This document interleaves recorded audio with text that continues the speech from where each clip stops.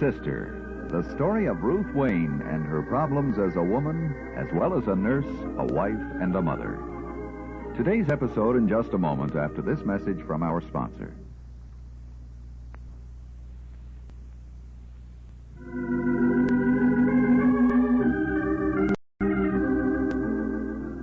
It's always easy to see the mistakes someone else is making.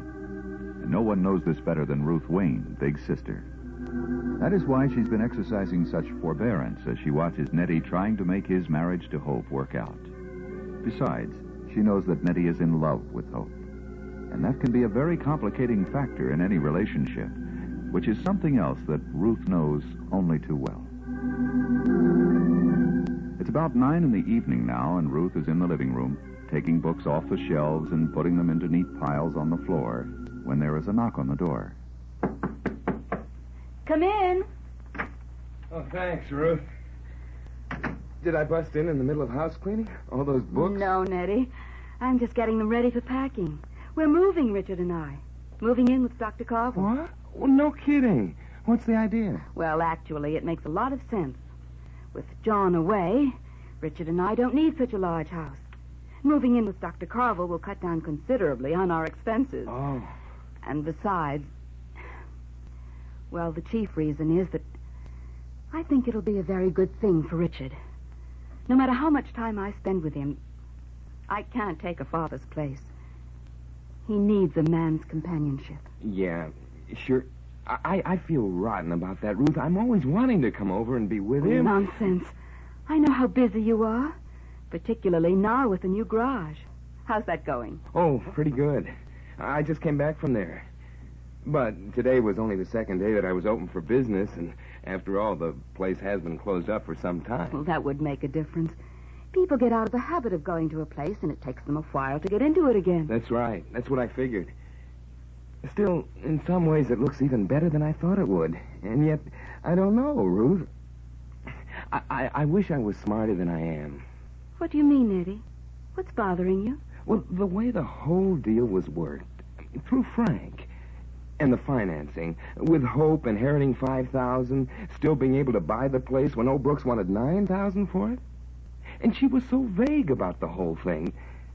Well, it's hard to figure what the interest charges come to or anything. And is it the fact that Hope was vague, or that you can't figure your carrying charges that bothers you? Well, both, Ruth. After all, I can't really expect her to know just what went on in a business deal, especially when Frank handled all the details. That's been worrying you a little, too, hasn't it? Yeah, I guess it has. Oh, I'm very grateful to him and all that. Oh, that must be Hope now. I phoned her and told her to meet me over here. Was that all right, Ruth? Why, of course, Nettie. Do you want to let her in? Sure, Ruth. Hello, Nettie. Hello, honey. How are you? Fine. That's good. Oh, Ruth is in the living room. Let's go right on in there. All right. Hello, Ruth. Hello, Hope. Nice to see you. Thanks.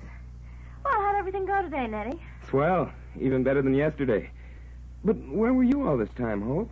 I thought you'd be here by the time I got back from Somerville. I meant to be. I haven't had a visit with Ruth since I don't know when, but... Well, I got all tied up on the phone, and I just couldn't get away. Oh, I see. I was talking to Frank, and Frank? Uh-huh. You know what he's doing, Nettie? He's really being terribly sweet. He's giving us a party tomorrow night. What's the idea of that? Why, to celebrate. The new garage and the fact that you're in business for yourself, everything. Oh, gee, Hope, I don't feel like any party. Now, Nettie, it's not a matter of feeling. We just gotta go, that's all. After all, he did us an awful big favor, and he's one of the few real friends we've got. We just have to go. That's all there is to it. Well... And when he heard I was coming over here, Ruth, he wanted to know if you'd come, too. He said he'd like that a lot. Well, that's awfully nice of you, Hope.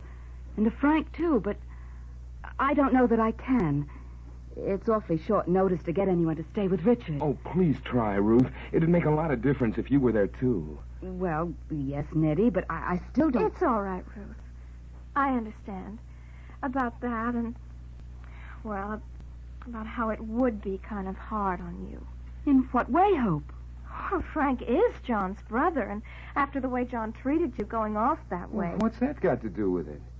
Ruth felt the way she does about Frank while John was still here. As a matter of fact, John felt that way himself. I know. And in a way, it's kind of funny. I mean, well, there's Frank that nobody liked, doing all kinds of wonderful things for people. And on the other hand, there's John. Everybody thought was such a fine man. I guess it just goes to show you that you can't really tell about people, doesn't it? That's right, Hope. I guess it does. Gee whiz, look at the time, will you? We've got to be going, Hope. Oh, do you really? I was just going to fix some coffee. Thanks, Ruth, but not tonight. I've got to be up awful early tomorrow. Just as you say, Nettie. You will think about the party tomorrow night, though, won't you, Ruth? Try and make it.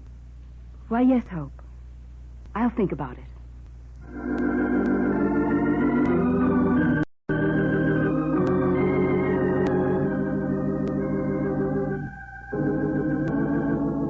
The story of Big Sister will continue after this message from our sponsor.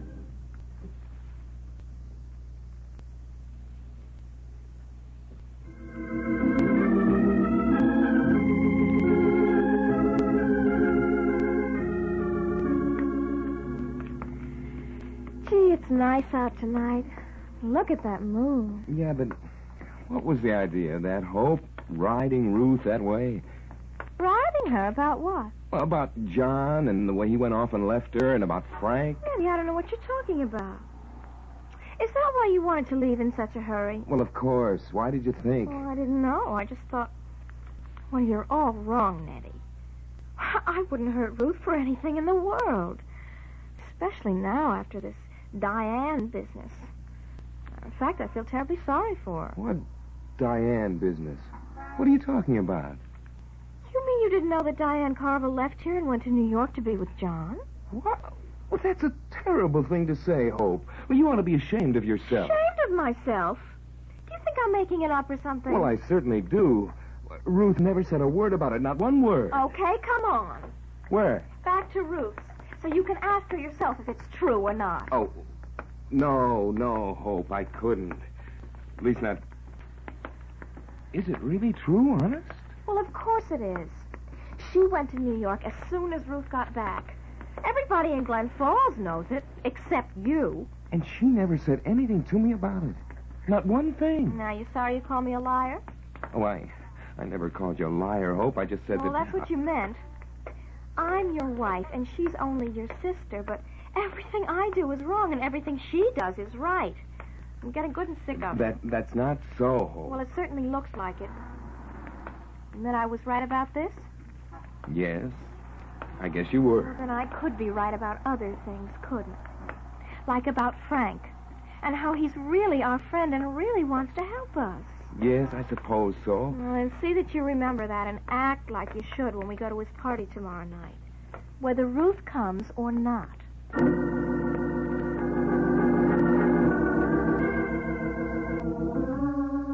And now let's go to New York, to the apartment on the third floor of the little building on Washington Square where John has been staying. Standing in the hallway, just outside the door, is Diane Carville. John? John, are you in there? John. Is he in there or not? No way of telling. He could be, lying there on the bed and just not answering. I've got to get a key, that's all. A key? Oh, Diane, you silly girl. Suppose you did have one and you went in and he was there. Then what? What good would that do you? Oh, you'd be surprised how little I'd settle for. Sometimes I'm surprised myself. Well, now what? Back to the hospital? To a movie? No. Downstairs, to the park. He might be there someplace. If not, well, it won't hurt to wait a while. He's bound to come home. Sometime. What do you want right now? More than anything else in the world? You know. You dreamed it 100 times, and not when you were sleeping either. Almost from the time you first met him. To come on him suddenly, to have him look up and really see you. The two of us alone in a world of strangers. The two of us who could make a world that no one has ever had before. Getting up without a word, holding his arms out to me, knowing that I know that no words were needed, and oh, what's the use? Choking back a sob, Diane Carville walks quickly out into the park towards Fifth Avenue. And the young couples on the benches are too busy with their own thoughts to notice. And even if they did, they would not understand. Because there's little bitterness in love to the young, and never any failure or despair. And now a message from our sponsor.